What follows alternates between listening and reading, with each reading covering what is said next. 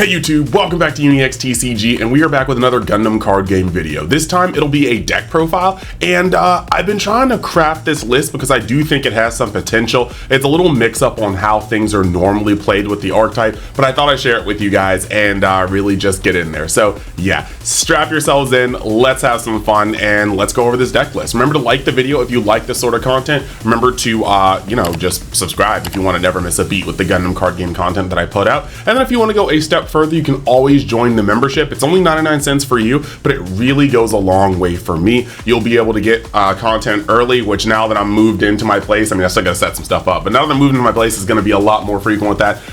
You'll be able to get more just like ambient videos where I don't do as much editing, but just more gameplay. And then you'll also be able to join into contests or giveaways. This is a current giveaway. We have about 10 more days until I choose 3 winners for the ST06 Clan Battle Starter Deck, so make sure you hop in on that. And in the future, as I get my hands on extra product, I'll be putting that out here for you guys because I want to support the people that support me. All right, let's hop into the deck profile.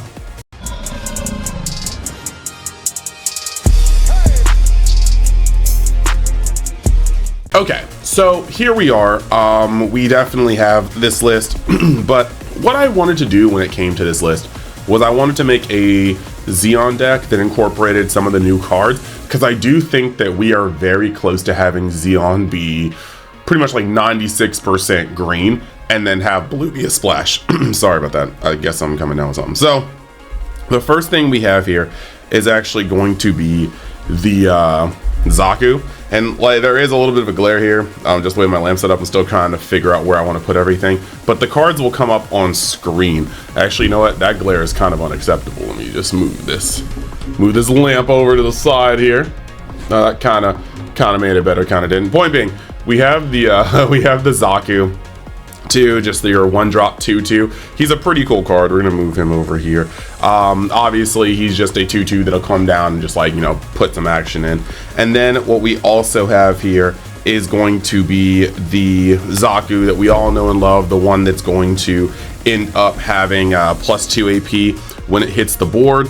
Or when it attacks, actually. And so this guy breaks your EX bases. He's wonderful to see going first, going second. He's just gonna be that guy that gets it in on the EX base and then allows you the rest of your weenies to get through. New addition to the deck in this set is going to be the White Gundam. The White Gundam is just neat because he is going to be able to be another Char link. He also has a 3/3 body because he's a vanilla. So when you put Char under him, he's a 4/4, which is an interesting just like breakpoint in terms of HP and whatnot, because while he still will just go up to the same 5 AP that most of Char's links will go up to, he is going to have a little bit more HP, matching with the Gelgoog, which is an LR. So it's just cool to have a little bit more AP to work with. Then you got the usual suspects, such as Char Zaku 2. This guy, of course, just is going to be able to make that 3/1 token if he is clapped while he has a link, or while he is linked. Then you have Char Zaku 2 LR from the starter deck. This is going to search your top 3. I wanted to make all the searches hit as much as possible, so there is a reason why I run less blue in this deck, but we're going to get there. Obviously, you guys, most of these cards don't need explaining. They're staple. This is a vanilla that links with Char, and then you just have these cards that have been here since the dawn of time. And then of course I do have 3 Gelgoogs. This is important because not only does it link with Char, but it links with another one of our pilots that you're going to see soon. And yeah, that's pretty much that. It is a 4/3, so it's only going to ever go up to a 5/4. Still decent stats, still going to be able to link with everything we have here, minus 1 pilot that we take here. This deck is going to run 4 Gelgoogs, Char's Gelgoogs. Later in the deck, you'll see that this you can run out of steam with any aggro deck, so it's just very nice to be able to have a card that you can just drop any Zeon unit, any one of these, and then be able to get Char back and then swing for 6 damage, 6 AP with high maneuver. So obviously this is just going to be a good card to have in general. Then the new tech, the new kid on the block, is going to be the Elmith. So the cool thing about the Elmith here is that for you guys that don't know, she says that when you deploy it, you look at the top 5 cards of your deck and you pick any Zeon pilot and add it to your hand, then put the remaining cards at the bottom of your deck. And then during link, she's actually she gains +2 AP. So if you link her with Lala soon, she is going to be a 7/5, which is crazy because that allows her to clap up any base right now. That allows her to clap up pretty much any body in her way if you need to dive bomb. But the cool thing here is there are so many times in the game where you're like, man, if I had one more link, I'd win this. And Lala makes it possible to just find one more link. Like, you just literally play Elmith, and then you search your top 5. I'm gonna say Elmith, fine, makes it possible. And then you search your top 5, and you hopefully find the extra Char, the extra Lala, and then you go in. If you already have Lala and Elmith in your hand, you can actually just, you know, play her to find Char to either set up for your next turn or to put high maneuver on something you have. Or if you're already at maxed out resources, you have the ability to play Lala, or to play Elmith for 5, play Lala for 1, and then you still have 4 more resources to play out Char and something he can link with. So overall, I think this is such a good top end for this deck, and it helps consistency, so I'm in love with it. Then what we have here is 4 Zanzibar. I know some of you guys are already like, whoa, no Gundam, but realistically, I just wanted to play almost full Zeon, and I've been liking the way the deck plays. There's still some kinks to iron out, but it's pretty much fun. And then you've got the 4 Zanzibar. That's just, again, that's I don't think we need to go into that, but Zanzibar, of course, it's a base, it takes a shield, and then you can play anything that is Zeon, only Zeon, not Neo Zeon, but Zeon. It has 4 less level, so that pretty much is like here down. That is your Char's Gelgoogs, your Char Zaku 2, your Char Zaku 2, your White Gundam, your Zaku 2, and your Zaku 2. So pretty much any body you have in this deck but Elmith can be played off of Zanzibar. Then you have your Char Aznable. Char Aznable gives something high maneuver and +1 on top of his +1/+1 stats, and that will allow you to really kind of get it in there and get over these blockers, apply pressure with damage. You link it to literally 1, 2, 3, 4, 5, 6, 7, 8, 9, 10, 11, 12, 13, 14, 15, 16, 17, 18, 19 cards in your deck linked with Char, and that is what's up. Then on top of that, you're going to be able to keep recycling it with Char's Gelgoog to make sure that your plays are nice. Then you have 3 Lala. Lala is very interesting in the sense that right now she feels kind of hard to use because you already need to have a linked Zeon unit, right? But on top of that, on top of having another Zeon linked unit, Char gives his cards high maneuver. So sometimes there's not really a reason to get something breach, because what she says is when paired, choose one of your other Zeon linked units, it gains breach 1 during this turn. 1, your cards in this deck are here for a good time, not a long time. So the chances of you having a linked Zeon unit for more than 1 turn can get a little sketchy. But at the same time, it still can't happen. And there are times where you need to have removal and you want to press damage, and that is where this card shines. If you already have a Char Link on board, or you play a Char Link and then you pair this with anything, you can give the Char Link breach. And so the card you have on the board that you just paired with this can just go in face still, but then you can swing the Char Link into something and then punch it with punch it for the breach and the damage and getting rid of the body. In weird cases, if you already have an Elmith with a Lala under it and you put a Lala under something else, you can give the Elmith breach, and then it is a 7/5 breacher, which is much more likely to kill a body and still stay alive. Of course, I don't think it's any surprise though, we do have to have a splash, and it will be these Amuras. We still need to get bodies out of the way when it comes to blocking, and we still need to rest things sometimes just to be able to get a crack at them. And then we complete the love triangle here, you know, Char, Lala, Amuro. It is what it is. No spoilers, just watch the original series.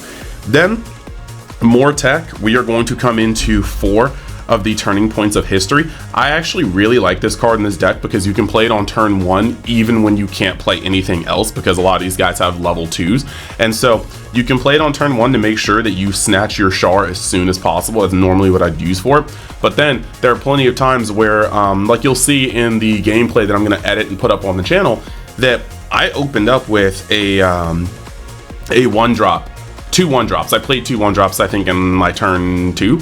And then, or maybe I played a 1-drop on my turn 1 because I was going second. And then on turn 2, I put Lala under it, swung over to break the X base, and then I used Turning Point of History and found a Char put it on top of my deck and drew it, making sure that on turn 3 I could immediately play a Char Link and have Char ready for Gelgoog later. So this card has a lot of cool things. It's usable on turn 1. It's usable again essentially on turn 4, unless you don't have Char, in which case you'll probably use it on turn 3, and then it's usable again pretty much any turn after that when you're just like curving out and stuff like that. So I like that. And then the last 2 cards here are Show of Resolve, because Show of Resolve is just going to be a little reload. I needed some extra space, or I needed some extra cards to fill out the 50, and I just wanted a card that could potentially get me into more gas. Alright y'all, it really is pedal to the metal time. So like I was saying, I'm doing a whole bunch of things on Universe X. I always just want to remind you guys to like the video so it thrives, subscribe so you can join the UniX fam and check that out. And I also mentioned before the membership, just 99 cents a month, but it means a lot to me, and you can get things like early videos, extra videos, and entering in for giveaways like this. If you guys are already a member, make sure you find the post where I mentioned this and then just comment your favorite GDO2 alt. If you're not a member and you want to join, just click that join button, links in the description, and then you can go and do the same thing and make sure that in the next 10 days, if you're watching this when I drop it on the 21st, you're going to be able to put in a chance to win one of those decks. Now, the other thing I want to say is I am doing all sorts of stuff here on Universe X. It is just like my brand on Universe X Media. I'm playing right now Digimon Story Time Stranger. I'm going to be jumping back into that live stream, hopefully starting tonight. So if you guys want to go over there and catch me playing games that aren't card games, you can always do that. Trying to pump up that channel and grow it, and then also trying to get my Twitch as well as my Twitter above 1,000 followers. So yeah, you can just find those links in my link tree, go over there and make sure that you're a part of that so you never miss a beat of any of the content I make. But that being said, let's hop back into the video. Okay, so when it comes to this deck, right, I think the thing that most people are going to hone in on first is that I don't have gun tanks, I don't have anxas, and I don't have grandpas. That's essentially the blue splash that most people are accustomed to. And I will say that the gun tanks and anxas, it's weird. I sort of miss, I sort of don't miss, because they don't really provide aggro. What they provide is ways to clean up removal, because people will always be chumping your cards. They'll always be swinging over your low bodies, taking away half their health or most of their health, which allows a gun tank or an anxa to come in and destroy it. Also, Gundam Amuro is a very crazy piece of memento, and it boosts your entire board, allowing you to break bases that you normally wouldn't be able to base, chump things, or sorry, crash into things with chumpers that you normally wouldn't be able to. And so that's good on its own. But right now, I'm going to talk about the pilot thing I have here. One of the main issues that this deck tends to have is that when you don't see your Amuros and Chars, you're kind of cooked. So already, I do have a higher pilot count by like 2 than most of these decks have, and that's going to hopefully help me get into my links more. It doesn't help me find Chars necessarily, but we do generally have the ability to link into these things. And then Amuro doesn't link into anything, but he's just, like we've all talked about, so good that it doesn't really matter what you try to put him into. Now, when it comes into links that are more universal, we do have Lala and Char being able to both link into Gelgoog, and that's going to help a lot with general synergies and being able to just kind of like hop into random things and just like punch anyway. So that's pretty good. As you guys know, Char links with most of the deck. And then the other thing that's kind of cool is that when you think about Elmith is able to only link with Lala, but just playing Elmith allows you to search your top 5 for essentially 7 cards. And I know that seems weird, but it does really help out. The last thing that I was gonna say when it comes to interacting is that this card is way better than most people give it credit for. If you go first and you can't play a body and you just play one of these and you find a Char and put it on the top of your deck, your curve is automatically so much better than it could be. So you have these things here, and I do think that these actually do have a lot of synergy. It's just more of the fact that you're going to be able to have a different route, and your deck doesn't end necessarily on the same curve that it does with the normal. Now, I do think that the normal one, like, so when it comes to matchups, I think your matchup versus decks like blocker decks, it's pretty much the same as the normal 1-year war Zeon. You're going to essentially still have the down to the ground aggro. You're going to be able to punch them very hard and then use some high maneuvers once they start getting pretty high. cards on board, or blockers on board. When it comes to the mid-range, I think this deck has a better matchup versus mid-range, mainly just because as the game goes on, you have more routes, you have a little bit more consistency, and the Elmeth allows you to make some crazy burst plays at the end, even while your hand starts getting low. I think where this deck suffers so far from my testing is that the aggro versus aggro matchup is slightly weaker to maybe a chunk weaker, and it's mainly because you don't have gun tanks and anxious to clear up the mirror cards, the bodies in the mirror, and you don't have Gundam to chump bodies in the mirror. I've learned this week how integral it is to be able to actually clean up bodies in the mirror. I don't have that in this deck, and I suffer for it. I literally suffer for it. Now, granted, in those games, I've kept up with the mirror, but I've lost in the end, and I just can't help but think that it's because I don't have the ability to clean up the way they do.